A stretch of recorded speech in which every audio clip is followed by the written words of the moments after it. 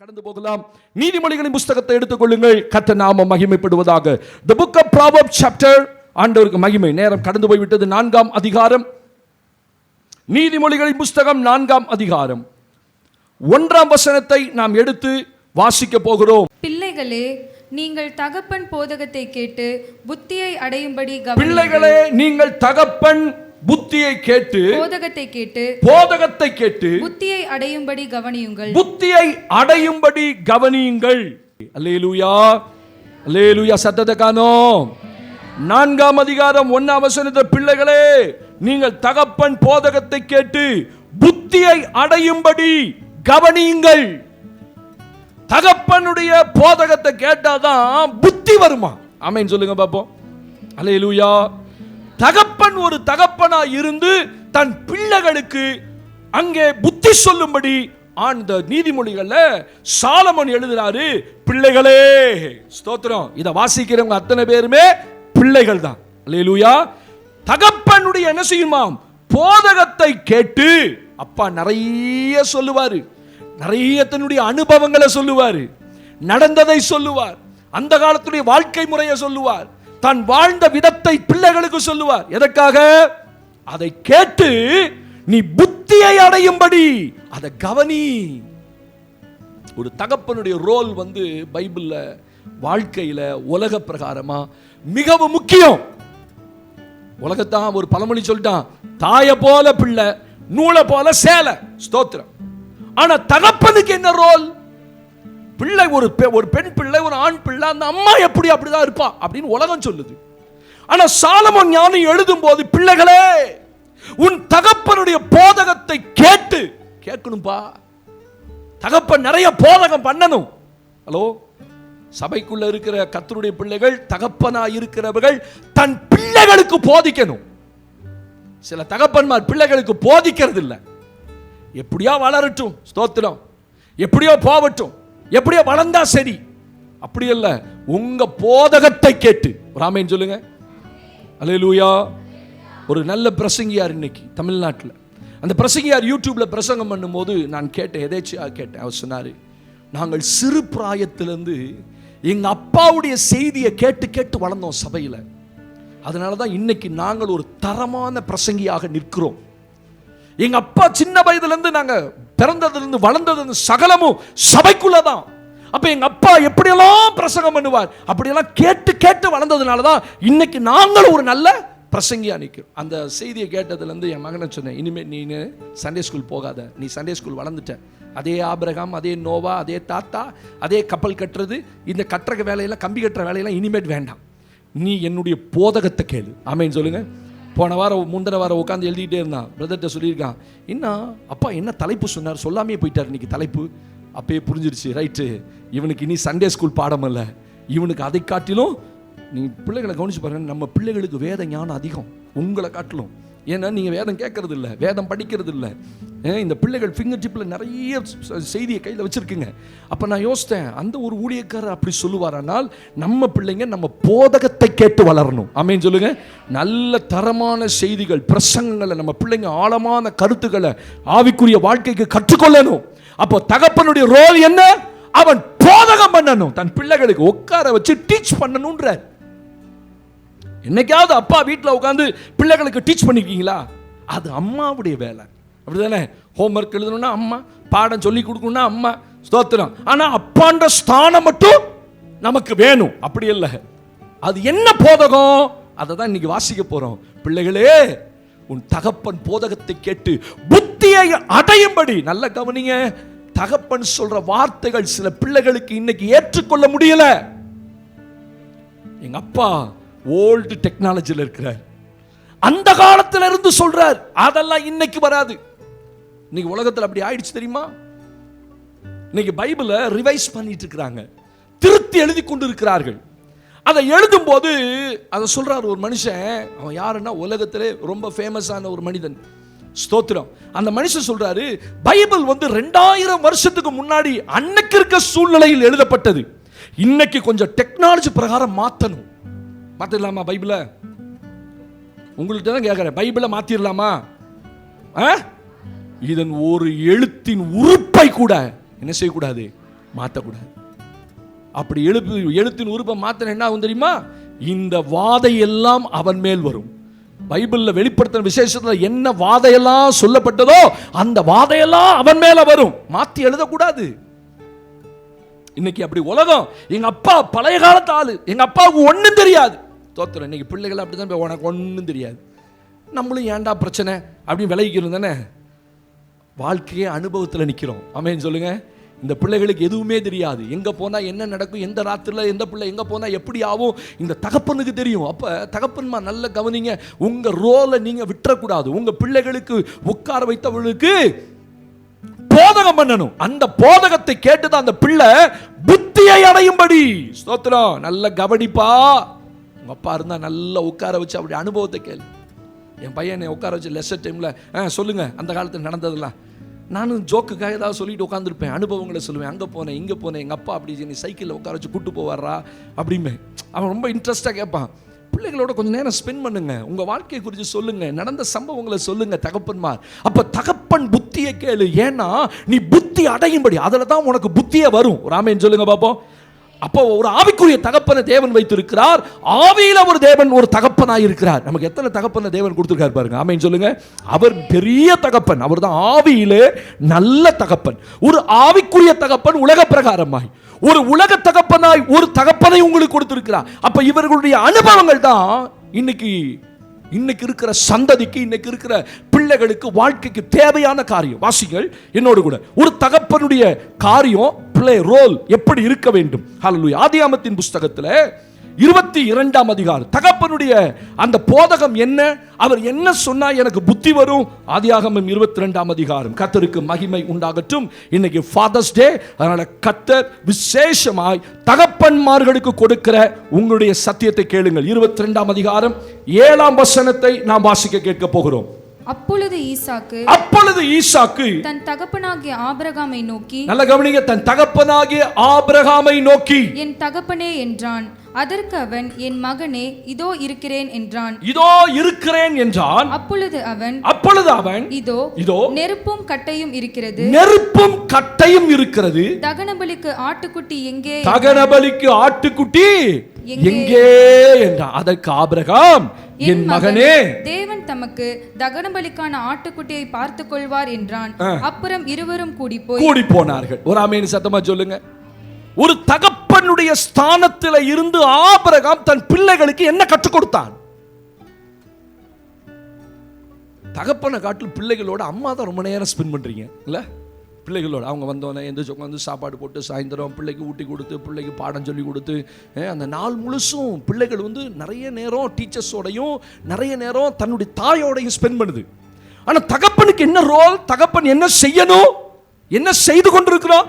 அங்கிருந்து வேலையிலேருந்து வருவார். ஹாய், சாப்பிட்டியா? யாரு? நம்ம பிள்ளைகளை பார்த்து ஒழுங்கா அம்மா சொல்றத கேளு. அவ்வளோதான். உள்ள போயிடுவார். உள்ள போய் குளிச்சு ரெஸ்ட் எடுத்துட்டு அப்படி செல்போன் எடுத்து கையில் நோண்ட ஆரம்பிச்சான்னு வச்சுக்கோங்க. 11 மணி 12 மணி அவன் சாப்பிட்டானா, அவன் படுத்தானா, அவன் வெளியில் வருது. படுத்துட்டான். அதுக்குள்ள மணி பாரியா 12யா? அவன் படுக்காமல் என்ன பண்ணுவான்? அட வந்தோன்னு பிள்ளைகளோட கொஞ்சம் நேரம் உட்கார்ந்து அந்த பிள்ளைகளுக்கு போதகத்தை சொல்லிவிடு. அவன் சொல்றான், யா ஆபிரகாம் நல்ல தகப்பன். என்ன தகப்பன்? தன் பிள்ளைக்கு என்ன சொல்லி கொடுத்தான்? ஆண்டவர் சொன்னாரு, உன் பிள்ளையை கூட்டிட்டு நான் காண்பிக்கிற மலைக்கு போ, அங்க போய் உன் பிள்ளை எனக்காக தகன பலியிடு. சரி ஆண்டவரே. கேட்டுட்டு கட்டைகள் எடுத்துக்கொண்டு கரியை எடுத்து கையில பிடித்து தன் மகனை பிடித்து கொண்டு அவன் கூட்டிட்டு போறான். போகும்போது மகன் கேட்கிறான், அப்பா தகன பலிக்கு அதுக்கான நெருப்பு இருக்கு, கறி இருக்கு, எல்லாமே இருக்கு, ஆட்டுக்குட்டி அங்கே.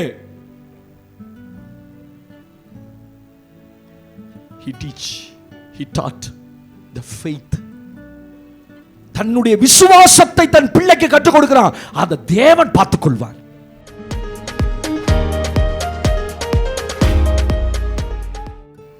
ஆமென் சொல்லுங்க. தகப்பன் தகப்பன் தன் பிள்ளைக்கு விசுவாசத்தை கற்றுக் கொடுக்கணும். உங்க பிள்ளைக்கு எதை கேட்டாலும் உடனே வாங்கி தரேன், பார்த்துக்கலாம், கடனை போட்டுறேன், லோனை போட்டுறேன், உடனே கிரெடிட் கார்டு போட்டு சொல்லக்கூடாது. ஈசாக்கு தன் பிள்ளை கிட்ட கேட்கிறான், எங்கப்பா நெருப்பு இருக்கு, கறி இருக்கு, கட்டை இருக்கு, எல்லாமே இருக்கு, தகன பலிக்கான ஆட்டுக்குட்டி எங்கே? உடனே அவன் கட்டி பிடிச்சால்தானா? இல்ல சொல்றான், அதை கர்த்தர் பார்த்துக்குவார். ஆமென். அந்த பிள்ளை விசுவாசத்துல வளரணும். விசுவாசம் என்னோட போயிடக்கூடாது. தீமோத்தேயுவை குறித்து சொல்லும் போது பவுல் தீமோத்தேயுக்கு சொல்றாரு, அந்த விசுவாசம் உன் பாட்டியாகிய லோவிசாளுக்குள்ளும் உன் தாயாகிய ஐனிக்கையாளுக்குள்ளும் இருந்தது. எப்பா விசுவாசம் நமக்குள்ள இருக்கிறத நம்ம பிள்ளைகளுக்கு கடத்தணும். ஒரு தகப்பன் தன் பிள்ளைக்கு என்ன சொல்லிக் கொடுக்கணும்? விசுவாசத்தை சொல்லிக் கொடுக்கணும்.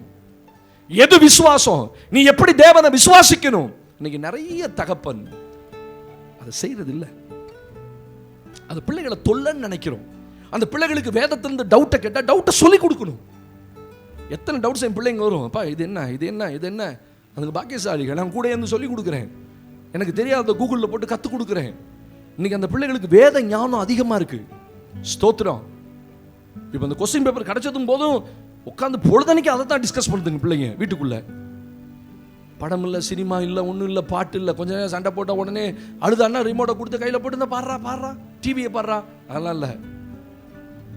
நம்ம பிள்ளைகளுக்கு நாம உட்கார வச்சு விசுவாசத்தை கற்றுக் கொடுக்கணும். ஆபிரகாமை பற்றி சொல்லணும். ஆபிரகாம் தன் பிள்ளைக்கு சொன்னா அதை கர்த்தர் பார்த்துக்குவார். நீ ஏன் பயப்படுற? ஸ்தோத்திரம். தகன பலிக்கான ஆட்டுக்குட்டியை தேவன் பார்த்துக் கொள்வார். மௌனமா போறான். அப்படியாப்பா? மேல போறான், அவனை படுக்க வைக்கிறான். படுக்க வச்சு வெட்ட போகும்போது அந்த தகன பலிக்கான ஆடு இருந்தது. அந்த விசுவாசத்தை கண்களால் பிள்ளைங்க பார்த்துச்சு. ஆமென் சொல்லுங்க. எங்க அப்பா சொன்னாரு, கர்த்தர் பார்த்துக்குவான்னு சொன்னாருப்பா. கர்த்தர் பார்த்து கொண்டார். என் பிள்ளைகள் நான் விசுவாசத்தில் நடப்பதையும், நான் விசுவாசத்தில் பேசுவதையும், நான் விசுவாசத்தின் செய்கையையும் கிரியையும் என் பிள்ளைங்க பார்க்கணும். தகப்பன் ஆமென் சொல்லுங்க. இந்த பிள்ளைகளுக்கு விசுவாசத்தை கற்றுக் கொடுங்க. கர்த்தருக்கு மகிமை உண்டாகட்டும். அதை தான் எபிரேயர் நிருபத்தில் ஸ்தோத்திரம் வாசிங்க 24:7 வாசிங்க. சாரி, ஆதியாகமம் 24:7. ஆதியாகமத்தின் புஸ்தகத்தில் 24ஆம் அதிகாரத்தில் 7ஆம் வசனத்தை நாம் வாசிக்க போகிறோம். என்னை என் தகப்பனுடைய வீட்டிலும், என்னை என் தகப்பனுடைய வீட்டிலும், என் இனத்தார் இருக்கிற தேசத்திலும் இருந்து, என் இனத்தார் இருக்கிற தேசத்திலும் இருந்து அழைத்து வந்தவரும் உன் சந்ததிக்கு இந்த தேசத்தை தருவேன் என்று, உன் சந்ததிக்கு இந்த தேசத்தை தருவேன் என்று எனக்கு சொல்லி ஆணையிட்டவருமான வானத்துக்கு தேவனாய் இருக்கிற கர்த்தர், நீ அங்கே இருந்து என் குமாரனுக்கு ஒரு பெண்ணை கொண்டு வரும்படி தம்முடைய தூதனை உனக்கு முன்பாக அனுப்புவார். ஒரு ஃபெய்த். பிள்ளைக்கு பெண் பார்க்கிற தருணம் வரும்போது எல்லா தகப்பனை போலவும் தாயை போலவும் இங்கே ஒரு தடுமாற்றம் இருக்கிறது. ஹலோ, இருக்கீங்களா? எல்லா குடும்பத்திலையும் நிறைய பெண் பார்க்கிற சூழ்நிலைகள் இருக்கு. பெண்ணை எப்படி பார்க்கறான் பாருங்க. ஆபிரகாம் எலியேசரை கூப்பிடுறான். எலியேசரை கூப்பிட்டு, எப்பா நீ கானானிய ஸ்திரீல ஒருத்தையும் எடுத்துடாத, என் தகப்பனுடைய வீட்டுக்கு போ, என் இனத்தார் இடத்துக்கு போ. இனத்தார்னா ஜாதின்னு சொல்லிடாதீங்க தயவு செய்து. இனம் வேற ஜாதி வேற. ஓ, ஆபிரகாமே ஜாதி பார்த்தார். ஆபிரகாம் ஜாதி பார்க்கல. உங்க ஜாதி புத்தியை கொண்டு எங்கேயா வச்சுக்கோங்க. ஆமென் சொல்லுங்க. சொல்ல மாட்டேங்கிறீங்க. ஜாதியெல்லாம் அங்க இருக்கட்டும். இனம்னு சொன்னா அப்படின்னா என் குடும்பம், என் தகப்பன் குடும்பம், என் சொந்த குடும்பம் அங்க இருக்குது பாரு, அங்க போ. அங்க போய் அதுல ஒரு பெண்ணை கொள். உனக்கு இவனுக்கு ஒருவேளை டவுட் வந்துடும். ஒருவேளை கிடைக்கலன்னா என்ன பண்றது? சொல்றா, ஒரு தூதனை உனக்கு முன்னாடி அனுப்புவேன். என்ன விசுவாசம் பார்த்தீங்களா? கட்டாயம் கிடைக்கும். போ. உனக்கு தேவனுடைய தூதன் கூட வருவான். நான் சேவிக்கிற தேவன் தம்முடைய தூதனை உன்னோடு கூட அனுப்புவார், உனக்கு முன்னாடி அனுப்புவார். நீ போ. அந்த தேசத்துல ஒரு பெண் என் பையனுக்கு கிடைக்கும். கல்யாணத்துக்கு காத்து இருக்கிற கர்த்தருடைய பிள்ளைங்க சொல்லுங்க, அப்படி இப்படி இப்படி இப்படி ஆடிக்கிட்டே இருக்காதீங்க. புறஜாதியில் மாப்பிள்ளை வந்தா, இந்துல மாப்பிள்ளை வந்தா, முஸ்லீம்ல மாப்பிள்ளை வந்தா அப்படி அடிச்சு அவனை ஆண்டவரே நீங்க தான் எனக்கு பிள்ளையை கொடுக்கணும் சொல்லவே சொல்லாதீங்க. சொல்லுங்க, கர்த்தர் கட்டாயம் எனக்கு அனுப்புவார் வீட்டுக்கு. என் பிள்ளைக்கு ஏற்ற வாழ்க்கை. நீங்க என்னைக்கு அந்த ஸ்டாண்ட் எடுக்கிறீங்களோ அன்னைக்கு அடுத்த நாள் காலையில் உங்க வீட்டில் மாப்பிள்ளை வந்து நிற்பான். நீங்க தடுமாறுறதுதான் பிரச்சனையே. இங்க ஆண்டவர் கிரியை செய்ய முடியல. ஸ்தோத்திரம். இதுவா அதுவா, அதுவா இதுவா, இதுவல்ல அதுவும் அல்ல, அதுவல்ல இதுவும் அல்ல. ஸ்தோத்திரம். அப்புறம் வேற என்னதான் நான் சொல்றேன். போ, ஒரு தூதனை கர்த்தர் அனுப்புவார்ப்பா. நம்ம சொல்லியிருக்கோமா நம்ம பிள்ளைகளை பார்த்து? நம்ம பிள்ளைகளை பார்த்து என்னதான் எப்பதான் வருமோ, நான் சொன்னேன் என் பிள்ளை வெயிட் பண்ணு, பதட்டப்படாத. விசுவாசி ஒரு நாள் பதற மாட்டான். ஆமென் சொல்லுங்க. பைபிள் என்ன சொல்லுது? விசுவாசி பதறான். பதறக்கூடாது. கர்த்தர் செய்வார். ஒரு தூதன் அனுப்புவார்னு சொல்லுங்க, கர்த்தர் கொண்டு வருவார். நாங்களே என் பிள்ளைக்கு நிறைய பார்த்துட்டே இருந்து இன்னைக்கு காலையில் ஜெபம் பண்ணேன். ஆண்டவரே, நான் ஒரு பெரிய தப்பு பண்ணுற மாதிரி நான் நினைக்கிறேன். நாங்களே செலக்ட் பண்ணிட்டு இருக்கோம். நான் சொன்னேன், இனிமேட் நான் பார்க்க மாட்டேன், நீங்கள் ஒருத்தர் அனுப்புங்க.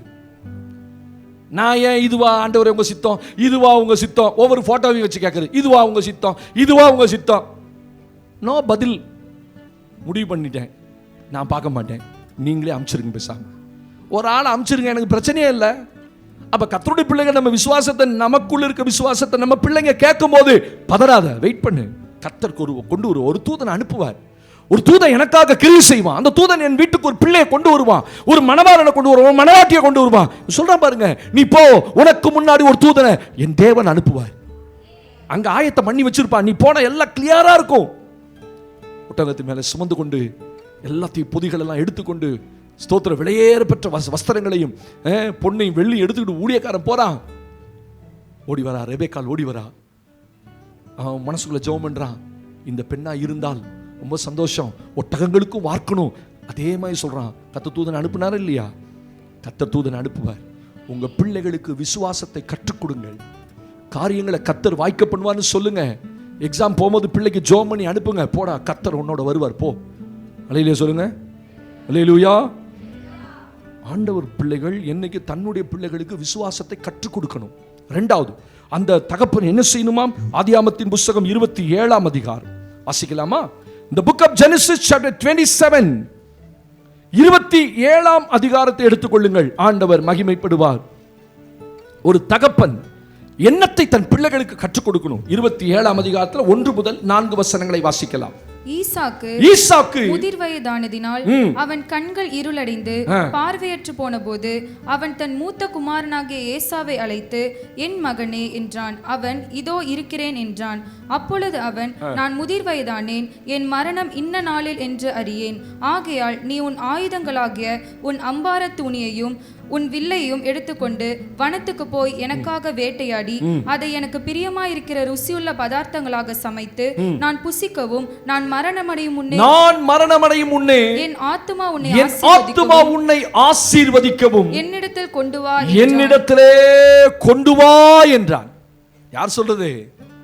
ஈசாக்கு தன் பிள்ளைகள்கிட்ட பார்த்து தன் 2 பிள்ளைங்க, ஏசா ஒருவன், யாக்கோபு ஒருவன். இந்த ஈசாக்குக்கு மூத்தவனாகிய ஏசாவை ரொம்ப பிடிக்கும். அது என்னத்தை வச்சு பிடிக்கின்றதெல்லாம் அடுத்தது. ஸ்தோத்திரம். நம்ம வீட்டில் எத்தனை பிள்ளைங்க இருந்தாலும் நம்ம மனசு ஒரு பிள்ளையின் மேல இருக்குன்னு வச்சுக்கோங்க, இல்ல? ஆனா அதை ஒரு தகப்பன் வெளிக்காட்டக்கூடாது. ஆனா ஒரு தகப்பன் இங்க பார்த்து தன் மூத்த பிள்ளைய பார்த்து, வாங்க மாடா, நான் மரணமடைய போகிறேன், நான் நல்லா சாப்பிடணும்னு விரும்புறேன், நீ அதை சமைச்சு கொண்டு வா, நீ வனாந்திரத்துக்கு போய் காடுகளுக்கு போய் வேட்டையாடி கொண்டு வா, எனக்கு சமைச்சு கொடு. ஏன் தெரியுமா? நான் மரணமடையும் முன்னே உன்னை ஆசீர்வதிக்க விரும்புகிறேன். I want to give some blessings to you. ஒரு தகப்பன் தன் பிள்ளைக்கு ஆசீர்வாதத்தை சேர்த்து வைக்கணும். ஆமென் சொல்லுங்க. அந்த பிள்ளைக்கு பாருங்க, யாக்கோபு ஈசாக்கு சொல்றான், நான் சாகிறதுக்கு முன்னாடி உன்னை நான் ஆசீர்வதிக்கணும்னு விரும்புறேன்.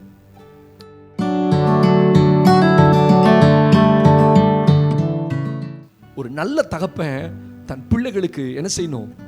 ஆசீர்வாதத்தை சேர்த்து வைக்கணும். உலக பிரகாரமான ஆசீர்வாதம் இல்ல, அது ஒரு பக்கம். நம்ம பிள்ளைகளுக்கு தேவ கிருபை இருந்தா நம்ம சம்பாதிக்காத நம்ம பிள்ளைங்க சம்பாதிக்கும்.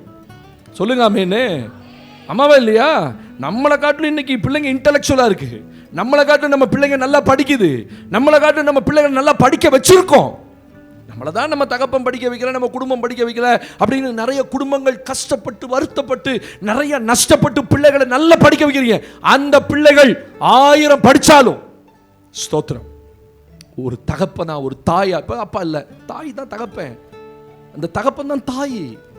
இப்ப ஆண்டவர் உங்களோட பேசுறார், உங்க பிள்ளைகளை நீங்க ஆசீர்வதிக்க தகுந்த அளவுக்கு உங்க ஆவிக்குரிய வாழ்க்கை இருக்கணும். ஆமென். ஆமா, உங்க பிள்ளைகளை நீங்க ஆசீர்வதிக்கிற அளவுக்கு ஒரு ஆவிக்குரிய தகுதி, மெச்சூரிட்டி உங்களுக்குள்ள இருக்கணும். என்னம்மா நம்ம வாழ்க்கை இப்படியே இருக்குமாமா, நம்ம வாழ்க்கை இப்படியே போயிருமா, உன்னைய போலவே நான் இருந்துருவானாமா? கட்டி பிடிச்சி அழுவக்கூடாது. ஆமாடி நீ என்ன போலவே இருந்துடும் பயமா இருக்கு. இல்லை இல்லை, நான் ஜெபம் பண்றேன், உன்னை தேவன் கர்த்தர் ஆசீர்வதிப்பார். நான் இருந்தது போல நீ இருக்கக்கூடாது. நான் என்ன சொல்றேன், ஒரு ஆவிக்குரிய தகுதி ஒரு தகப்பனுக்கு ஒரு தாய்க்கும் தன் பிள்ளைகளை ஆசீர்வதிக்கிற அளவுக்கு அவனுக்கு அந்த கெப்பாசிட்டி மெச்சூரிட்டி இருக்கணும். ஹலோ இருக்கீங்களா? ஹலோ இருக்கீங்களா? நான் யாருக்கு சொல்றேன்னு தெரிஞ்சிருச்சு. கர்த்தருக்கு ஸ்தோத்திரம். மெசேஜ் போயிடுச்சு. தன் பிள்ளை அழைக்கிறான், வா நான் உன்னை ஆசீர்வதிக்க விரும்புறேன், என்கிட்ட நிறைய ஆசீர்வாதம் வச்சிருக்கேன், ஏசா நான் உன்னை ஆசீர்வதிக்கணும் விரும்புறேன், நான் மனதுல என்னென்னமோ உன்னை நினைச்சு வச்சிருக்கேன். அவன் ஏதாவது கொடுத்தானா? பொண்ணை கொடுத்தானா? வெள்ளியை கொடுத்தானா? இடத்தை கொடுத்தானா? இந்த காணான் முழுசை வச்சுக்கோ அப்படின்னு கொடுத்து எழுதி பேர் எழுதி கொடுத்து பத்திரம் எழுதி கொடுத்தானா? ஒன்றும் கிடையாது. That's a spiritual blessing. ஆவிக்குரிய ஆசீர்வாதத்தை தன் பிள்ளைக்கு கொடுத்துட்டு போனான்.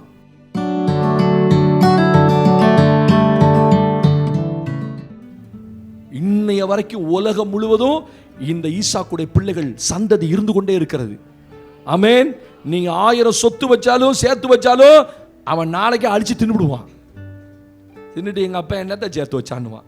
மனசாட்சியே இல்லாம அப்பா சேர்த்து வச்சதெல்லாம் சேர்த்து தின்னுபிட்டு சேல்ஸ் பண்ணி தின்னுபிட்டு ஒரு குறிப்பிட்ட வருஷம் 5 வருஷம் 10 வருஷமா நல்லா வாழ்ந்து அனுபவிச்சு எங்க அப்பா என்னத்தை வச்சார் அப்படிமா. நீங்க என்ன சேர்த்து வச்சாலும் நம்ம பிள்ளைகளுக்கு அது ஆசீர்வாதம் இல்லை. நீங்க ஒரு நல்ல ஆவிக்குரிய தகப்பனா இருந்து அந்த ஸ்தானத்திலிருந்து என் பிள்ளை ஆசீர்வதிக்கணும். ஏசா போறான், வேட்டையாடுறான், அதுக்குள்ள யாக்கோபு வந்துடுறான். ஏசாவை என்னெல்லாம் ஆசீர்வதிக்க நினைச்சானோ அதெல்லாம் யாக்கோபு பேர்ல கொடுத்து அவனை ஆசீர்வதிக்கிறான்.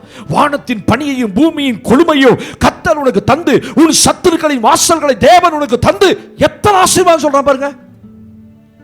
உங்க பிள்ளைகளை என்னைக்காவது மனசார ஆசீர்வதிச்சிங்களா? தகப்பன் கூப்பிட்டு, எனக்கு தெரிஞ்சு தாய் ஜெபம் பண்ணதை பார்த்திருக்கேன், தகப்பன் ஜெபம் பண்ணதை பார்த்ததில்ல.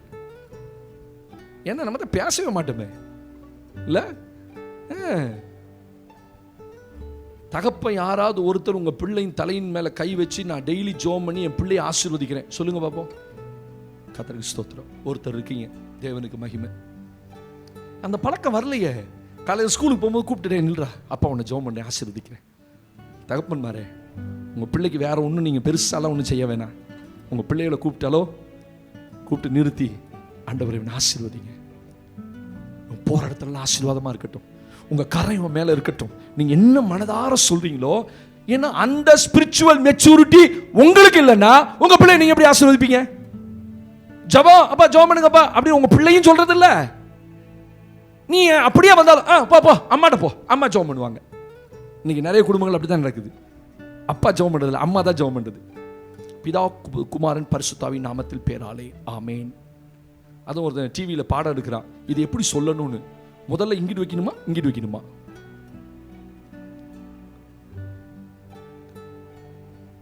பிதா சுதன் பரிசுத்தாவின் பேராலே அப்படின்னா பிதா சுதன் இப்படி சொல்லக்கூடாதா, லெஃப்ட்ல தான் சொல்லணுமா?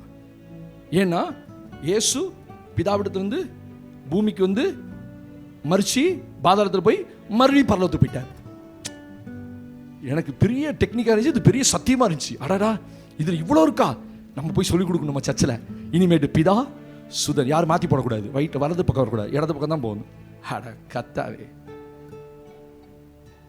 ஒரு ஆவிக்குரிய மெச்சூரிட்டி நம்ம பிள்ளைகளுக்கு ஒரு தகப்பனுக்கு என்னைக்காவது எனக்கு சவால் வரும். உங்க பிள்ளைக்கு நீங்கள் ஜெபம் பண்ணீங்க கூப்பிட்டு, அடங்க மாட்டேங்கிறான் பாஸ்டர், அவனை வெளுத்துடணும் பாஸ்டர், இன்னைக்கு போய் மிதிக்கணும். இன்னைக்கு வாங்குவான், நாளைக்கு உங்களை உட்கார வச்சு மிதிப்பான். சத்தியத்தை கூப்பிட்டு சொல்லி அந்த பிள்ளை வந்தோடனே, டேய் அப்பா ஜெபம் பண்ண, அதெல்லாம் வேணாம் எனக்கு அப்படிமா. டேய் அப்பா ஜெபம் பண்ண நில்லு, நான் என்ன செய்ய போறேன் உனக்காக. ஏன் தெரியுமா? அந்த பிள்ளை ஏன் உங்கள்கிட்ட வரல தெரியுமா? உங்களுக்கே அந்த ஜெப வாழ்க்கையில் அந்த ஆசீர்வதிக்கிற அந்த கெப்பாசிட்டி இல்லை, அந்த ஸ்பிரிச்சுவல் மெச்சூரிட்டி இல்லை. ஏன்னா நீங்க ஜெபம் பண்றதை உங்க பிள்ளை பார்த்ததே இல்லை. தகப்ப முழங்கால் போட்டு ஜெபம் பண்றத பிள்ளை என்ன செய்யணும்? பார்க்கணும். அப்பா எங்க அப்பா ஜெபம் பண்றாரு இப்ப அப்படின்னு என்னைக்காவது உங்க வீட்டில் உங்க பிள்ளை சொல்லியிருக்கா? அதான் ஆசீர்வாதம். சில தாய்மாருக்கு ஒரே குழுன்னு இருக்கு, சொல்லுங்க பாஸ்டர், ஆடாடா என் புருஷன் இல்லாம போயிட்டாரே தோத்திரம், அப்படிதானே தோணுது. உங்க மைண்ட் வாய்ஸ் எனக்கு கிடைச்சிருச்சு. தோத்திரம், ஆடாடா கேட்காம போயிட்டாரே, வெளுத்து வாங்குறாரு. ஒன்றும் வெளுத்து வாங்கல, உள்ளதை சத்தியத்தை சொல்லிட்டு இருக்கேன், ஒரு தகப்பை எப்படி இருக்கணும்னு. ஆமேன். நாளையிலேருந்து உங்க பிள்ளைகளை கூப்பிட்டு என்ன செய்யணும்? போ அம்மாட்ட போய் வச்சுக்கோ, அம்மாட்ட போய் ஜோம் பண்ணிக்கோ. தோத்துறேன். அந்த அம்மா கத்து, ஏன் நான் தான் ஜோம் பண்ணுமா, நீங்க ஜோம் பண்ணக்கூடாதா? இங்கே 2 பேத்துக்கு போராட்டம். தோத்துறேன். அதுக்குள்ள போங்க உங்க சண்டையே பொழப்பே வேண்டாம், நான் போற ஸ்கூலுக்கு நான் போயிடுவான் பைய தூக்கிட்டு. ஒரு தகப்பன் அவன் என்ன அழகாடே, வாடா எஸ்ஸா உங்க அப்பா சாக போறேன், நான் உன்னை ஆசீர்வதிக்க விரும்புகிறேன், நான் உனக்காக ஜெபிக்க விரும்புகிறேன். அவ்வளவு ஆவிக்குரிய கிருபைகளையும் அவன் வாங்கி வச்சிருந்தான். ஆமென். தேவனுடைய பிளெஸிங்ஸை ஜெபம் பண்ணி வாங்கி வச்சு தன் பிள்ளைகளுக்கு அந்த ஆசீர்வாதம் பாருங்க.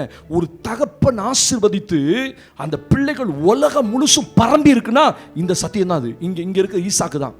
இன்னைக்கு யாக்கோபுடைய சந்ததி அவன் மாறி ஆசீர்வதிச்சுட்டான், அவன் தெரியாம ஆசீர்வதிச்சுட்டான், அவன் ஏமாத்தி ஆசீர்வதிச்சதான். இன்னைக்கு உலகம் முழுசு யாக்கோபுடைய 12 பேருக்கு சந்ததிகள் இருக்கிறது. உலகத்துக்கே அவன் அந்த பிள்ளைங்க ஆசீர்வாதமா இருக்கு. ஏன் உங்க பிள்ளைகள் நீங்க ஆசீர்வதிக்க கூடாது? அப்ப ஆசீர்வதிக்கணும், உங்களுக்கு அந்த ஆவிக்குரிய மெச்சூரிட்டி இருக்கணும். ஆமென். தகப்பன் தன் பிள்ளைகள் ஆசீர்வதிக்கிற அளவுக்கு நல்ல ஜெப வாழ்க்கையும் சத்தியம் தெரிந்த வாழ்க்கையும் வேத வாசிப்பு தெரிந்த வேத வசனங்கள் தெரிஞ்ச வாழ்க்கை இருந்தாதான் உங்க பிள்ளைகளை ஆசீர்வதிக்க முடியும். இப்ப நீங்க வரீங்க முன்னாடி நிக்கிறீங்க, ஜெபம் பண்றீங்க, நான் சொன்னதையே 100 பேத்துக்கு சொல்லி ஜெபம் பண்றானு கவனிங்க பார்ப்போம். பாஸ்டர் ஜெபம் பண்ணுங்க, பிதாவே ஆசீர்வதியும், குமாரனே ஆசீர்வதியும், பரிசுத்தாவே ஆசீர்வதி அப்படின்னு சொல்லுனா ஒவ்வொருத்தருக்கு கை தலை மேல வைக்கும் போது எனக்கு வெளிப்பாடு வரும். ஆமென். சிலருக்கு சில வசனம் சொல்லுவேன், சிலருக்கு அவங்களுடைய சூழ்நிலையை சொல்லி ஜெபம் பண்ணுவேன். ஏன்னா உங்க சூழ்நிலை எனக்கு டாப் டு பாட்டம் தெரியும். நீ என்ன பிரச்சனையில போறீங்கன்னு எனக்கு தெரியும். நீங்க என்ன சொல்லியிருக்கீங்க, எத்தனையோ காரியங்களை பகிர்ந்து கொண்டிருக்கீங்க. அப்போ உங்களுக்காக நான் ஜெபம் பண்றேன். அப்ப நான் ஜெபம் பண்ணும்போது உங்க பிரச்சனையை சொல்லி அதை அதட்டி ஜெபம் பண்ணி எல்லாருக்கும் ஒரே மாதிரி பண்ண மாட்டேன். ஏன்னா ஒரு தகப்பன்ட்ட ஒரே ஆசீர்வாதம் கிடையாது, அத்தனை பேத்துக்கு சொல்றதுக்கு எல்லா ஆசீர்வாதமும் எங்களுக்கு வச்சிருக்காரு. உள்ள தேவன் வச்சிருக்காரு. அத்தனை ஆசீர்வாதங்களை பகிர்ந்து கொடுக்கிறது ஒரு தகப்பனாய் தேவன் எங்களை நிறுத்தணும்னா நாங்க எவ்வளவு ஸ்பிரிச்சுவல் மெச்சூரிட்டி எங்களுக்கு இருக்கணும் இல்ல?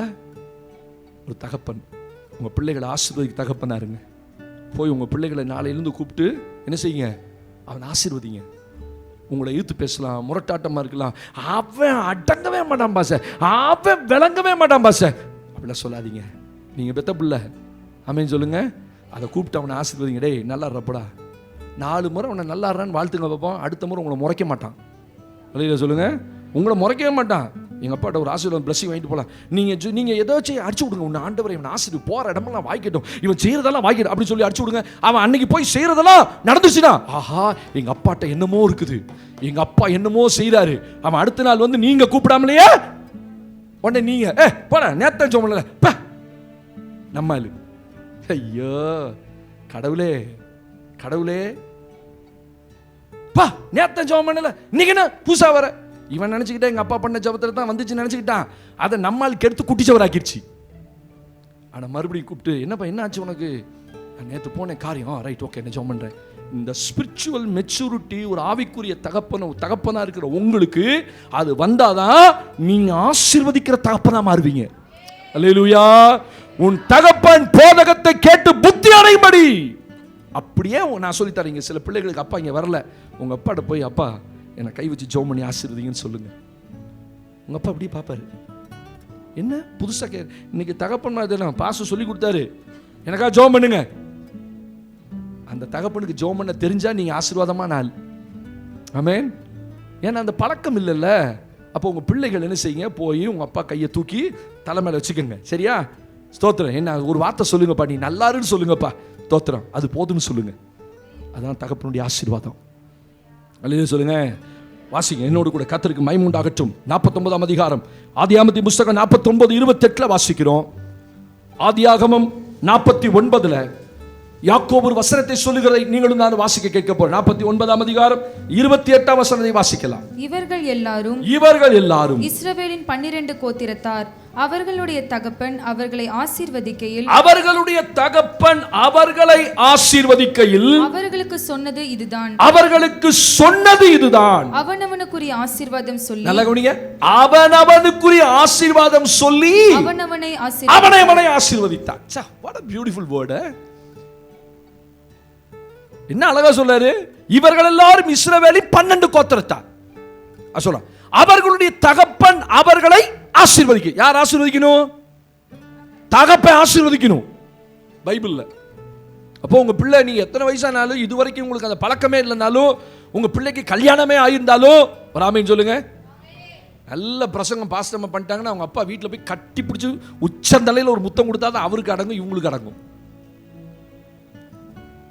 1000 பேர் கை கொடுத்தாலும் நான் ஒரு வார்த்தை சொல்லணும் அவங்கள்ட்ட எப்படி இருந்துச்சுன்னு.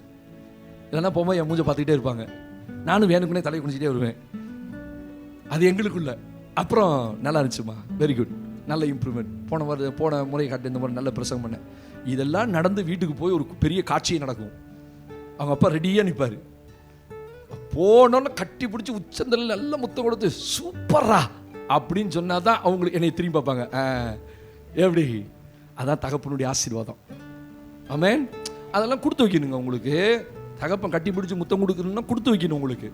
இன்னைக்கு அதெல்லாம் இல்லை, டிஸ்டன்ஸ் மெயின்டைன் ஆயிட்டு ரொம்ப. உங்கள் தகப்பன் இருந்து உங்களை ஆசீர்வதிக்க. அப்போ அவனவனுக்குரிய அந்த தகப்பன் ஆசீர்வதிக்கும் சொன்னா அவனவனுக்குரிய ஆசீர்வாதத்தை சொல்லி அவனவனை ஆசீர்வதித்தான். என்ன ஸ்பிரிச்சுவல் மெச்சூரிட்டி பாருங்க. யாருக்கு என்ன சொல்லணும், யாருக்கு என்ன பிளெஸிங் வரணும், அதை ஆண்டவர்கிட்ட கேட்டு வெளிப்பாட பெற்று அவனை ஆசீர்வதிக்கிறான். உங்க பிள்ளைகளுக்கு நீங்க ஜெபம் பண்ணுங்க, உங்க பிள்ளைகளை கையில வச்சு ஆசீர்வதிங்க. நீங்க ஒரு ஆவிக்குரிய தகப்பனா இருங்க. ஆமென் சொல்லுங்க பாப்போம். 3வது ஒரு சம்பவத்தை வாசிக்கிறோம். தேவனுக்கு மகிமை உண்டாகட்டும். ஆதியாகமம் 6ஆம் அதிகாரம் 9ஆம் வசனத்துல ஒரு தகப்பனை குறித்து வாசிக்கிறோம். ஆதியாகமம் 6ஆம் அதிகாரம் 9ஆம் வசனத்துல தேவனுக்கு மகிமை உண்டாகட்டும். நோவாவின் வம்ச வரலாறு. தன் காலத்தில் நோவா தன் காலத்தில் இருந்தவர்களுக்குள்ளே நீதிமானும் உத்தமனுமாயிருந்தான். நோவா தேவனோடே சஞ்சரித்துக் கொண்டு ஒரு அப்பா தன் பிள்ளைகளுக்கு முன்னாடி ஒரு நல்ல ரோல் மாடலா இருக்கணும். எதுல? தேவனை சேவிக்கிறதுல.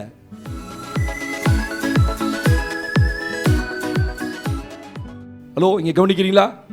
ஒரு தகப்பன் நோவாவின் காலத்துல, போன வாரம் முந்தின வாரம் கூட செய்தி நோவாவை குறித்து அதிகமா வாசித்தோம். அவன் எப்படி தன் காலத்தில் இருந்தவர்களுக்குள்ளே அவன் நீதிமான உத்தமனுமா இருந்தான். பிள்ளைகள் அப்பாவை பார்க்கும், அப்பாவுடைய ஆவிக்குரிய வாழ்க்கையை கண்காணிக்கும். இவனும் அந்த நாட்கள்ல இருந்தவனை போல குடிச்சு வெறிச்சு அலைஞ்சி ஸ்தோத்திர துன்மார்க்கமா நடந்து தேவனுடைய சாபத்தை வாங்கிக் கொள்வதற்கல்ல. ஒரு தகப்பன் தன் பிள்ளைகளுக்கு ஆசீர்வாதமா நடக்கணும். ஆமென் சொல்லுங்க. ஆசீர்வாதமா இருக்கணும் ஒண்ணு, ஆசீர்வாதமா நடக்கணும். அவன் துன்மார்க்கமா நடந்து தன் பிள்ளைகளுக்கு சாபத்தை சேர்த்து வச்சுட்டு போற தகப்பன் அல்ல. நான் சொல்லுவேன், எப்பொழுதுமே ஆசீர்வாதத்தை சேர்த்து வைக்கலனாலும் பரவாயில்ல, என்னத்தை சேர்த்து வச்சிடாத, சாபத்தை வாங்கி கொட்டி வச்சுட்டு போயிடாத. உங்க பிள்ளைகளுக்கு மேல ஒரு சாபத்தை வாங்கி வச்சுட்டு போயிடாதீங்க. அன்றைக்கு இருந்தவர்களுக்குள்ள எப்படி இருந்துச்சு? நோவாவின் காலம் பயங்கர துன்மார்க்கம், பயங்கர விபச்சாரம், பயங்கர வேசித்தனம், பயங்கரமா சீர்கேடு ஒரே வார்த்தையில ஆண்டவர் ரொம்ப அழகா முடிச்சிட்டார். என்ன சீர்கேடு? ஆணும் ஆணும், பெண்ணும் பெண்ணும். அந்த காலத்துல அதே காலம் தான் இன்னைக்கு வந்திருக்கு இந்தியாவில். ஆணும் ஆணும் கல்யாணம், பெண்ணும் பெண்ணும் கல்யாணம். வாலிப பிள்ளைங்க ஜாக்கிரதையா இருங்க. படிக்க போற இடத்துல இப்படிப்பட்ட ஆவிகள் உலாவிக்கிட்டு இருக்குது. ஸ்தோத்திரம். இன்னைக்கு இருக்க பிள்ளைகளுக்கெல்லாம் தமிழ்ல ஈரோட்டில் படிக்கிறதுக்கு விருப்பமே இல்லை. எல்லாம் போகணும், சென்னை போகணும், கல்கத்தா போகணும், ஆப்பிரிக்கா போகணும், ஐரோப்பா போகணும். சொந்த ஊர்லேருந்து படிப்பா. நான் எனக்குமே பிள்ளைகளை வெளியூருக்கு அனுப்புறதுக்கு ப்ரிஃபர் கொடுக்கவே மாட்டேன். ஏன்னா உலகம் கெட்டு குட்டிச்சவராக கிடக்கு. ஸ்தோத்திரம். நம்ம பிள்ளைங்க நல்ல பிள்ளைங்க தான், ஆனால் அங்கே போச்சுன்னா வேற மாதிரி ஆயிரும். நான் வேற மாதிரி ப்ரோ அப்படின்ற மாதிரி ஆயிரும். ஸ்தோத்திரம். அல்லேலூயா. என்ன நினைக்கிறீங்க நீங்க? ஹாஸ்டலில் நடக்கிற கூத்துகளும் பிள்ளைகளுக்குள்ள நடக்கிற காரியங்களும் ரொம்ப பயங்கரமா இருக்கு. நோவாவின் காலத்தில் நடந்தது போல ஆணு கல்யாணம், பெண்ணும் கல்யாணம். அந்த காலத்தில் ஒரு மனிதன் தன் பிள்ளைகளுக்கு ரோல் மாடலா இருந்திருக்கான். அவர்களுக்குள்ள ஒரு தகப்பன் தன் பிள்ளைகளுக்கு முன்னாடி எப்படி நடக்கணும்? ரோல் மாடலா இருக்கணும். என்னத்துல ரோல் மாடல்? தன் பரிசுத்தத்தை காத்து கொண்டதுல ரோல் மாடல். நோவா தன் பரிசுத்தத்தை காத்து கொண்டான். குடிக்கிற ஒரு தகப்பன் பார்த்து பிள்ளை எப்படி திருந்தும்? ஒரு ஆவிக்குரிய தகப்பன், ஆவிக்குரிய சபைக்கு வந்து அவங்க புறஜாதி ரட்சிக்கவே படல, அந்த பிள்ளைக்கு தகப்பன் அப்படி இருந்தாருன்னா ஒன்றும் செய்ய முடியாது. ஒரு நல்ல சத்தியத்தை கேட்டுட்டு சபைக்குள்ள வளர்ற ஒரு தகப்பன் தன் பரிசுத்தத்தை காத்துக்கணும். தன் பிள்ளைகளுக்கு முன்னாடி ஜென்டில்மேனா இருக்கணும். எங்க அப்பா பரிசுத்தவான். நோவா பிள்ளைகள் இப்படிதான் சொல்லியிருக்கோம். எல்லாம் குடிச்சு வெறிச்சு அலைஞ்சி விபச்சாரம் பண்ணி வேசித்தனம், ஊரே சீர்கெட்டு கிடக்கு. ஸ்தோத்திரம். அதுல ஒரு மனுஷன் தேவனுக்கு முன்னாடி கரெக்டா வாழ்ந்தான். அவன் பிள்ளைங்க அதை பார்த்துச்சு. ஸ்தோத்திரம். தன் பிள்ளைகளுக்கு ஆசீர்வாதம். ஒரே ஒரு தகப்பன் தேவனுக்கு முன்னாடி சரியா நடந்ததுனால அவனோடு கூட 7 பேர் காப்பாற்றப்பட்டாங்க. அவன் ஒருத்த நிமித்தமா. ஸ்தோத்திரம். நோவா பேழைக்குள் போகும்போது அவன் மனைவி, அவனுடைய 3 பிள்ளைகளுடைய மருமக்கள்மார் எல்லாரும் உள்ள வந்துட்டா. 8 பேர். ஒரே ஒரு மனுஷன் கர்த்தருக்கு முன்னாடி சரியா நடந்தான். ஒரு தகப்பன் தன் பிள்ளைகளுக்கு முன்னாடி கரெக்டாக நடக்கணும். குடிச்சு வெறிச்சு சினிமா தேட்டர் போய் ஊரு கதை உலகத்துக்கு கதை அந்த வீட்டில் எது நினச்சி இப்போ நான் சொல்லி எப்படின்னைக்குமே பிள்ளைகளுக்கு முன்னாடி ஊரு கதை உலகத்துக்கு கதை பேசாதீங்க. பிள்ளைகளை உட்கார வச்சுட்டு அதை நீங்கள் அப்படியே பாய்சன் பண்ணுறீங்க, பிள்ளைகளுக்கு விதைக்கிறீங்க. இப்போ பக்கத்தில் யார் இருக்கான்னு பாருங்க. உங்கள் பிள்ளைங்க இருந்தால் தேவையற்ற காரியங்களை பேசாதீங்க. பிள்ளைகளை உட்கார வச்சுட்டு அந்த வீட்டில் அவன் கூட்டிகிட்டு ஓடிட்டானா, இந்த வீட்டில் இப்போ போயிட்டாளா, ஐயோ உங்கள் பிள்ளைக்கு ரொம்ப தேவை இதெல்லாம் இல்லை. அதை கேட்டு கேட்டு வளர்ற உங்கள் பிள்ளை என்ன ஆகும்? இருதயம் கரெக்ட் ஆயிரும். பிள்ளைகளுக்கு முன்னாடி எதை பேசணுமோ அதை பேசணும், எதை மறைக்கணுமோ அதை மறைக்கணும். நாங்கள் 2 பேர் பேசும்போது எங்கள் பிள்ளைகளை போங்கன்றுவேன். நான் அம்மாவும் பேசுகிறோம், முக்கியமான காரியங்கள் பேசுகிறோம், குடும்ப காரியம் பேசுகிறோம், சபை காரியம் பேசுகிறோம். நீ யாரும் இருக்கக்கூடாது. இருக்க வேண்டிய நேரத்தில் நாங்கள் வைப்போம். என்னைக்கு வைக்கணும், என்னைக்கு துரத்தி விடணும் எங்களுக்கு தெரியும். உங்கள் தாய்மாரும் தகப்பன்மாரும் பேசும்போது எல்லாமே அங்கே தான் உட்காந்து பேசுகிறீங்க. ஸ்தோத்திரம். அந்த பிள்ளை என்ன ஆகும்? அந்த சபையில் பார்த்தியா அந்த பொம்பளை எப்படி இருந்தால் பார்த்தியா, இந்த பிள்ளை அடுத்த முறை அந்த அம்மாவை பார்க்கும்போது என்ன நினைக்கும்? ஓ போன வாரம் அம்மா சொன்ன பொம்பளை இவ தானோ, இந்த அம்மா தானோ, அப்படி தானே தோணும். நீங்கள் பாய்சனை விதைக்கிறீங்கல்ல பிள்ளைகளுக்குள்ள. உங்கள் பிள்ளைங்க இருக்கும்போது, ஏன்னா அந்த பிள்ளைங்க நாளைக்கு என்னை பற்றியே ஒரு வார்த்தை உங்கள் பிள்ளைகளை உட்காரச்சு பேசுறீங்கன்னு வச்சுக்கோங்களேன், ஒரு கமெண்ட் அடிக்கிறீங்க, ஒரு விட்டு அடிக்கிறீங்கன்னு வச்சுக்கோங்க. நான் என்ன விட்டு அடிக்கிற மாதிரியா இருக்கேன்? அப்படியா?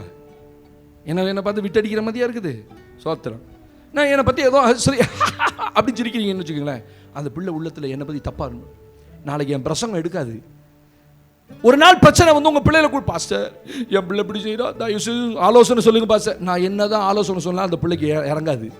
என்னை பற்றி தப்பாக வச்சுட்டீங்கல்ல, நீங்கள் என்னை பற்றி தப்பாக சொல்லி கொடுத்துருக்கீங்கல்ல, விட்டடிச்சிங்கல்ல, சிரிச்சிங்கல்ல, அப்போ நான் என்ன சொன்னாலும் அந்த பிள்ளைக்கு ஆலோசனை எடுக்காது. ஏன்னா என்னை பற்றி தப்பாக இருக்குது உள்ளத்தில். சரி, கர்த்தருடைய பிள்ளைகள், நீ என்ன குடும்பத்தில் உட்கார்ந்துருக்கும் போது உங்கள் பிள்ளைகளுக்கு ரோல் மாடலாக இருங்க. சொல்ல மாட்டேங்கிறீங்க? ஒரு தகப்பன் தன் பிள்ளைக்கு முன்னாடி அவன் பரிசுத்த வாழ்க்கை, 2வது தேவனுக்கு முன்னாடி கீழ்ப்படிதல் உள்ள வாழ்க்கை. தேவன் என்ன சொன்னார்? 4 முறை சொன்னார், நோவா இதை செய், நோவா இதை செய். அவன் தேவன் சொன்னபடியெல்லாம் நோவா செய்து முடித்தான். அதான் ஆசீர்வாதம். உங்க பிள்ளைகளுக்கு ஒரு ஆவிக்குரிய தகப்பனா இருந்து என்ன செய்யணும்? தேவனுக்கு முன்னாடி நீங்க எப்படி நடக்கிறீங்கன்றத பிள்ளைங்க பார்க்கணும். எங்க அப்பா கரெக்டா நடப்பார். ஆமென். ஸ்தோத்திரம். நம்ம பிள்ளைகளுக்கு நம்ம தான் ரோல் மாடல். ஒரு தகப்பன் தன் பிள்ளைக்கு முன்னாடி ஆவிக்குரிய வாழ்க்கையில, தேவனுக்கு முன்னாடி பரிசுத்த வாழ்க்கையும், தேவனுக்கு முன்னாடி அந்த சந்ததியில, ஸ்தோத்திரம், அந்த சந்ததியில கர்த்தருக்கு கீழ்ப்படிந்த ஒரு தேவ மனுஷனாயும் தன் பிள்ளைகளுக்கு ஆசீர்வாதமாய் இருந்தான். 4வது, ஒரு தகப்பன் தன் பிள்ளைகளுக்கு எப்படி இருக்கணுமா? ஆண்டவருக்கு மகிமை உண்டாகட்டும். ஹல்லேலூயா. ஏசாயா 38ஆம் அதிகாரத்திலே 19ஆம் வசனத்தை நான் வாசிக்க கேட்க. Book of Isaiah chapter 38. தேவனுக்கு மகிமை உண்டாகட்டும். The book of Isaiah chapter 38 38ஆம் அதிகாரத்துக்கு நேராக திருப்பிக் கொள்ளுங்கள். 19ஆம் வசனத்தை இன்றைக்கு நாம வாசிக்க போகிறோம். ஏசாயா தீர்க்கதரிசன புத்தகம் 38ஆம் அதிகாரம். ஹல்லேலூயா. 19ஆம் வசனத்தை வாசிமா. நான் இன்று செய்கிறது போல, நான் இன்று செய்கிறது போல உயிரோடு இருக்கிறவன், உயிரோடு இருக்கிறவன், உயிரோடு இருக்கிறவனே உம்மை துதிப்பான், உயிரோடு இருக்கிறவனே உம்மை துதிப்பான். தகப்பன் பிள்ளைகளுக்கு, தகப்பன் பிள்ளைகளுக்கு உமது சத்தியத்தை தெரிவிப்பான், உமது சத்தியத்தை தெரிவிப்பான். புரிஞ்சுங்களா? தகப்பன் தன் பிள்ளைகளுக்கு என்னத்தை சொல்லி கொடுப்பான்? சத்தியத்தை சொல்லுவான்.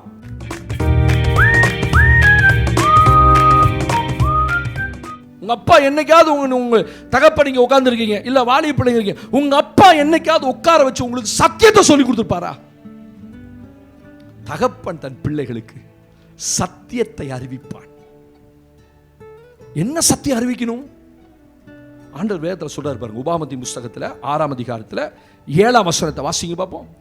உபாகமத்தின் புஸ்தகம் 6ஆம் அதிகாரம் 7ஆம் வசனத்தை எடுத்து வாசிங்க. Book of Deuteronomy chapter 6 verse 7. உபாகமம் 6:7 வாசிக்குமா? நீ அவைகளை உன் பிள்ளைகளுக்கு கருத்தாய் போதித்து, பிள்ளைகளுக்கு கருத்தாய் போதித்து, நீ உன் வீட்டில் உட்கார்ந்திருக்கிற போதும், வழியில் நடக்கிற போதும், படுத்துக் கொள்கிற போதும், எழுந்திருக்கிற போதும் அவைகளை குறித்து பேசி, அவைகளை உன் கையின் மேல் அடையாளமாக கட்டிக்கொள்வாயாக. அவைகள் உன் கண்களுக்கு நடுவே ஞாபக குறியாய் போதும். தேவனுக்கு மகிமை உண்டாகுது. அவைகள் உன் கண்களுக்கு முன்பாக ஞாபக குறியா இருக்கட்டும். பாருங்க, ஒரு தகப்பன் தன் பிள்ளைகளுக்கு சத்தியத்தை அறிவிப்பான். ஆமென், அல்லேலூயா.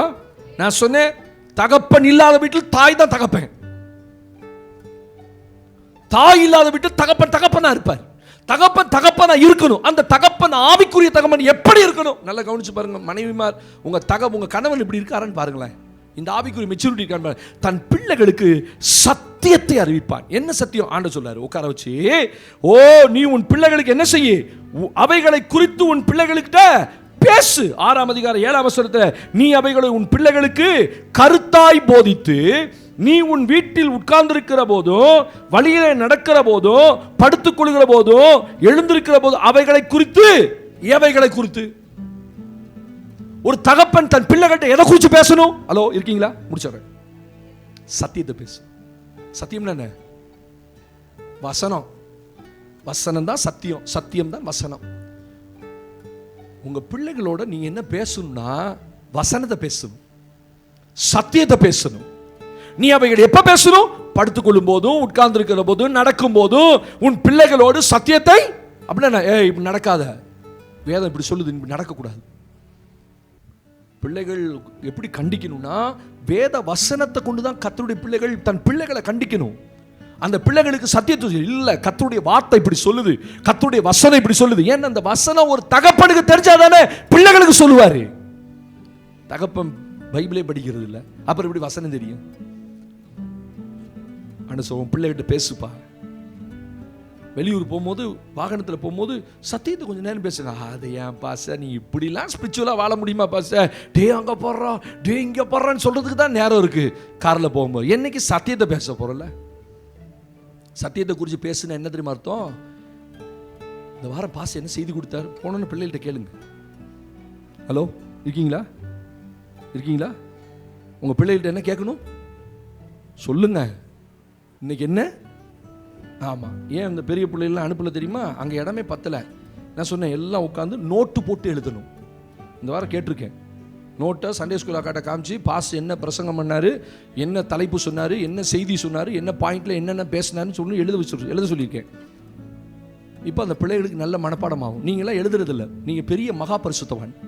யார்கிட்டையுமே நோட்டு இல்லை, பேனாவும் இல்லை. நான் கொடுத்த நோட்டில் எங்கே போச்சுன்னே தெரில.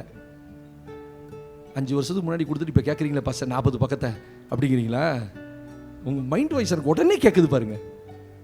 நான் தொடங்கி வச்சேன், திறப்பு விழா பண்ணி தான் வச்சேன். அதுக்கப்புறம் நீங்கள் தான் ஒரு 40 பக்கம் நோட்டை. ஒரு நல்ல ஆவிக்குரிய வாழ்க்கை வாழ்றீங்கன்னா ஒரு அடையாளம் தெரியுமா? ஒரு நோட்டு போட்டு கொண்டாந்து. நான் உண்மையே சொல்கிறேன், இந்த 7 நாட்கள் சாயந்தரத்தில் காட்ஸ் குட்னஸ் கர்த்தர் தரும். நீங்கள் நிச்சயமாக அந்த மாதிரி ஒரு செய்தியும் அந்த மாதிரி ஒரு ஜபத்தையும் நீங்கள் கேட்டுக்கவே முடியாது. ஆன்லைனில் எத்தனை பேர் இருந்தீங்க? ஆன்லைனில் எத்தனை பேர்? 1 2 அவ்வளோதானே? 3 4 வெரி குட்.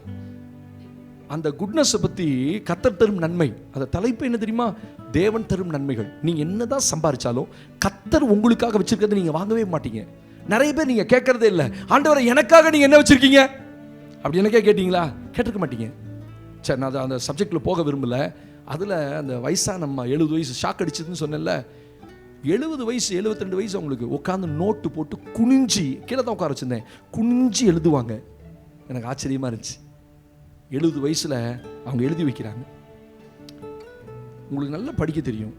படிக்க தெரிஞ்ச கர்த்தருடைய பிள்ளைகள் எல்லாம் நான் அடுத்த வாரம் கையில் பார்க்கணும் நோட்டெல்லாம். ஆமேன்னு சொல்லுங்கள், நான் கற்றுக் கொடுக்குறேன்.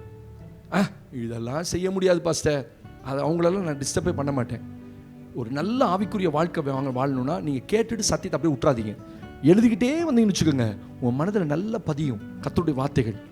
நீங்கள் போய் வீட்டில் உட்கார வச்சு உங்கள் பிள்ளைகள்கிட்ட நீங்கள் முடிச்சோன்னே பாஸ்டர் என்ன செய்தி கொடுத்தாருன்னு கேட்கணும். ஆமேன்னு சொல்லுங்க. அந்த பிள்ளைகளுக்கு ரீகலெக்ட் பண்ணுறதுக்கு கொஞ்சம் ஈஸியாக இருக்கும். முதல்ல நீங்கள் செய்தியை ஒழுங்காக கேட்டிருக்கணும். அப்போதான் திருப்பி எங்க நீங்கள் சொல்லுங்க பாப்பா, சரி சரி சரி போ போ போ.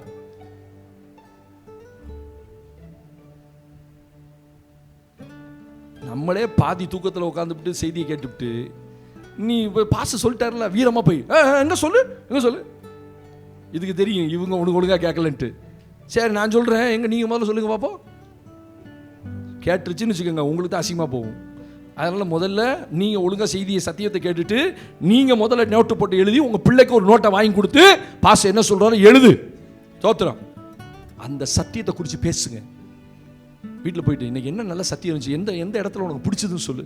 நான் போகும்போது கேட்பேன் சில நேரங்களில் ஏவப்படும், எந்த இடத்துல பாயிண்ட் உங்களுக்கு பிடிச்சது. ஏன்னா எங்கள் ஆவிக்குரிய தகப்பன்மார் அப்படி தான் கேட்பாங்க. முடிச்சோன்னே 2 வாரம் கழிச்சு என்னை கேட்பாரு, ஆமாப்பா ஒரு 2 வாரத்துக்கு முன்னாடி ஒரு செய்தி கொடுத்தேன் ஞாபகம் இருக்கா, நான் உண்மையாகவே என் மனதில் பதிஞ்சிருக்கும், நான் எழுதுனதில்லை, ஆனால் என் மனசில் அப்படியே செய்திகள்லாம் மனசில் பதிங்க. நான் சொல்லுவேன் இந்த இடத்துல இந்த செய்தி கொடுத்தீங்க, வெரி குட் அப்படிம்பாரு. அப்படி தான் நாங்கள் வளர்ந்தோம். கர்த்தருடைய பிள்ளைங்க இந்த செய்தியை மறக்கவே கூடாது. பாஸ் என்னைக்கு எந்த செய்தி கொடுத்தா அது மனசில் நிற்கணும். எங்கள் தகப்பன்மார் கொடுத்த செய்தியெல்லாம் எங்கள் மனசில் நிற்கிது. ஒரு சில செய்திகள் அப்படியே பசு மரத்தில் அந்த பச்சை மரத்தில் அடித்து ஆணியை போல் நிற்கும். ஏன்னா அந்த செய்திகளை நாங்கள் உள்வாங்கணும் அப்படியே. அதனால தான் இன்ன வரைக்கும் நாங்கள் ஆவிக்குரிய வாழ்க்கையில் நிற்கிறோம். ஆமீன் சொல்லுங்க. அல்லேலூயா. கர்த்தருடைய பிள்ளைங்க ஒரு காரியத்தை தெரிந்து கொள்ளும். போன உடனே உங்க பிள்ளைகளை உட்கார வச்சு என்ன எழுதுன நோட்டை காட்டு, இந்த வசனம் எப்படி, இந்த தலைப்பு என்ன. இதுதான் ஆண்டவர் சொல்ல, நீ படுக்கும் போது உட்காரும் போது நடக்கும் போதும் நீ அவைகளை குறித்து அவர்களோடு பேசி. உன் பிள்ளைகிட்ட பேசுப்பா, என்னென்னத்தையோ பேசுற. இல்ல 5 ஒரே ஒரு வசனத்தை வாசித்து முடிக்கிறேன். ஆண்டவருக்கு மகிமை உண்டாகட்டும். ஹல்லேலூயா. வாசிக்கலாமா? ரொம்ப அற்புதமான ஒரு வசனத்தை, மத்தேயு 1ஆம் அதிகாரம் 19ஆம் வசனத்தை வாசிக்கலாமா? Matthew chapter 1 verse 19. மத்தேயு 1ஆம் அதிகாரம் 19ஆம் வசனத்தை வாசிக்க கேட்கலாம். அவள் புருஷனாகிய யோசேப்பு நீதிமானாய் இருந்து அவளை அவமானப்படுத்த மனதில்லாமல் ரகசியமாய் அவளை தள்ளிவிட யோசனையாய் இருந்தான். ஒரு ஆமென் சத்தமா சொல்லுங்க.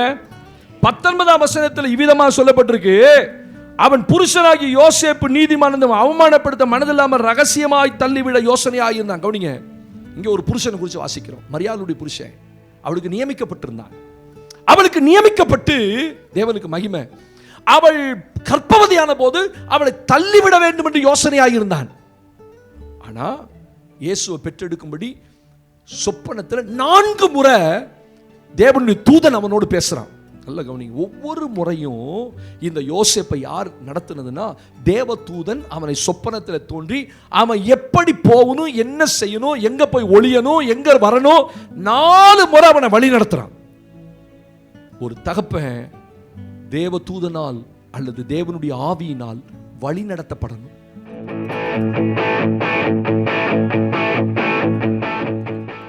ஆமென் சொல்லுங்க. யோசேப்பு அவன் மட்டும் ஒரு நல்ல ஆவிக்குரிய மகனா இல்ல, புருஷனா இல்லைன்னா தள்ளி விட்டுருப்பான் பொண்டாட்டிய. ஆமென். அல்லேலூயா. விபச்சாரம் இது இல்லாம வேற முகாந்திரம் இல்லாமல் வேற ஒன்றினாலும் மனைவியை விட்டு பிரியக்கூடாதுன்னு பைபிள் சொல்லுது. ஸ்தோத்திரம். இவன் சந்ததியில அப்படி பிள்ளை பெற்றதே இல்ல, பரிசுத்தாவினால் கர்ப்பவதி ஆயிட்டா. கர்ப்பவதி ஆன ரகசியமாய் தள்ளிவிட. அவன் ஏன்னா அவன் நீதிமானா தான், அவமானப்படுத்த மனசு இல்ல. ஆனா தேவனுடைய தூதன் அவனோடு பேசுறா, இல்லப்பா நீ நினைக்கிற மாதிரி இல்ல, அவள் பரிசுத்தாவினால் கர்ப்பவதியா இருக்கிறா, ஏற்றுக்கொள்றான். எழுந்து போ, பிள்ளைய தேடுறான். ஏரோது தேடுறான் பிள்ளைய கொல்றதுக்கு. நான் சொல்ற வரைக்கும் எகிப்துல போயிரு, தேவதூதன் நடத்துறான். மறுபடியும் அங்க சொப்பனத்தை தோண்டி உன் பிள்ளைய கொல்லும்படி யோசித்தவன் செத்து போயிட்டான், நீ எந்திரிச்சு மறுபடியும் வா. அவன் எந்திரிச்சு கிளம்ப சொல்றான், நீ நேரா எருசலேம் போகாம கலிலேயாவுக்கு போ. 4 முறை தேவதூதன் நடத்தப்படுறான். ஒரு புருஷன், ஒரு தகப்பன் தேவதூதனால் கர்த்தருடைய ஆவியினால வழி நடத்தப்படணும். ஆமென் சொல்லுங்க. அவன் தான் சரியான புருஷனா இருக்க முடியும். ஸ்தோத்திரம். எதுக்கு எடுத்தாலும் சண்டை போடுறவனா, எதுக்கு எடுத்தாலும் சந்தேகப்படுறவனா, அவமானப்படுத்துறவனா, எல்லா இடத்துலையும் மனைவியை தூஷிக்கிறவனா, பாருங்க ஒண்ணுமே இல்லை, ரொம்ப அழகா அவ கர்ப்பவதியானவன யார்கிட்டையும் அவளை அவமானப்படுத்தல. நீங்க தேவனுடைய ஆவியினால் நடத்தப்பட்டா உங்க மனைவியோ உங்க பிள்ளைகளை என்ன செய்ய மாட்டீங்க, சரியா நடத்துவீங்க. தேவதூதன் உங்களை நடத்துவான், தேவ ஆவியான உங்களை நடத்துவார். அப்ப யோசேப்பு தேவ ஆவியினால் நடத்தப்பட்டான். அவன் தான் ஒரு நல்ல தகப்பனா இருந்தான். இயேசு ஒரு முறை எருசலேம் தேவாலயத்தில் இருந்துட்டாரு. இவங்க 3 நாள் பிரயாணப்பட்டு வந்துட்டாங்க. மரியாளும் யோசேப்பு வந்துட்டாங்க. 3 நாள் பிறகுதான் இயேசு இல்லைன்னு கண்டுபிடிச்சாங்க. திருப்பி 2 பேர் ஓடுறாங்க. போய் தேவாலயத்துல எல்லாரும் உட்கார்ந்துருக்கும் போது இயேசு உட்கார்ந்து அவளோட பேசிக்கொண்டிருக்கிறார். மரியாள், ஏன்பா இப்படி பண்ண? நானும் உன் தகப்பனும் விசாரத்தோடே உன்னை தேடினோம். இவன் பிள்ளை இல்லைன்னு தெரிஞ்சும், யோசேப்போட பிள்ளை இயேசு அல்ல, ஆனா இவன் பிள்ளை இல்லைன்னு தெரிஞ்சும் அது தேவனுடைய பிள்ளைன்னு தெரிஞ்சவன தன் பிள்ளையா எடுத்துக்கொண்டு அவனை விசாரத்தோட தேடுகிறான். புரிஞ்சுங்களா? தேடிட்டு போய் நானும் உன் தகப்பனும். ஒருவேளை யோசேப்பு சொல்லிக்கோ, உன் பிள்ளைய போய் நீ தேடு போ அப்படின்னு சொல்லிக்கலாம்ல. ஆனால் சொல்லலை. அவனுக்கு அந்த தகப்பனோட பேர், இயேசுடைய தகப்பன் யோசேப்போட பேர் கொடுக்கப்பட்டது அந்த அடையாளமா அவன் பிள்ளையை தேடிக்கொண்டு. சரி, ஒரு பிள்ளைய வளர்க்கறது அவ்வளவு சுலபம் அல்ல. அந்த பிள்ளைக்கு எல்லா விதமான நடத்துதலையும் ஒரு தகப்பன் முன்னின்று நடத்தணும். ஆமென். உங்க பிள்ளையை நீங்க நடத்துங்க, நீங்க உங்க பிள்ளையை நடத்துங்க. தேவனுக்கு மகிமை உண்டாகட்டும். ஒரு வசனத்தை வாசிப்போம். லூக்கா 15 தேவனுக்கு முன்பாக அதை வாசித்து முடிக்க விரும்புகிற கடைசியாக ஒரு பாயிண்ட் இருக்குது, அதை நான் சொல்லி முடிக்கிறேன். தேவனுக்கு மகிமை. ஹல்லேலூயா. ஒரு தகப்பன் எப்படி இருக்கணுமா, அந்த வசனம் ரொம்ப முக்கியம். 15ஆம் அதிகாரத்தில் 20 முதல் 22 வசனங்களை வாசித்து முடிக்கலாம். தேவனுக்கு மகிமை உண்டாகட்டும். லூக்கா 15ஆம் அதிகாரம் 20-22. எழுந்து புறப்பட்டு தன் தகப்பனிடத்தில் வந்தான். அவன் தூரத்தில் வரும்போதே அவனுடைய தகப்பன் அவனை கண்டு, அவன் தூரத்தில் வரும்போதே அவன் தகப்பன் அவனை கண்டு மனதுருகி ஓடி அவன் கழுத்தை கட்டிக்கொண்டு அவனை முத்தம் செய்தான். குமாரன் தகப்பனை நோக்கி, தகப்பனே, பரத்துக்கு விரோதமாகவும் உமக்கு முன்பாகவும் பாவம் செய்தேன். இனிமேல் உம்முடைய குமாரன் என்று சொல்லப்படுவதற்கு நான் பாத்திரன் அல்ல என்று சொன்னான். ஒருத்தன் உள்ள இருந்தா வெளியே போயிட்டான். அவனையும் போய் வருந்தி கூப்பிட்டு, வாப்பா, தன் பிள்ளையை சமாதானப்படுத்தி, 2 பேருக்கும் ஆசீர்வாதம் உள்ள தகப்பனா தானே, உங்க பிள்ளை திரும்பி வரும். ஹலோ, இருக்கீங்களா? தூங்குனா வரவே வராது. அல்லேலூயா சொல்லுங்க பாப்பா. அல்லேலூயா. உங்க பிள்ளை திரும்பி வர வரைக்கும் பார்த்துக்கிட்டே இருக்கணும். என் பிள்ளை திரும்பி வருவான்.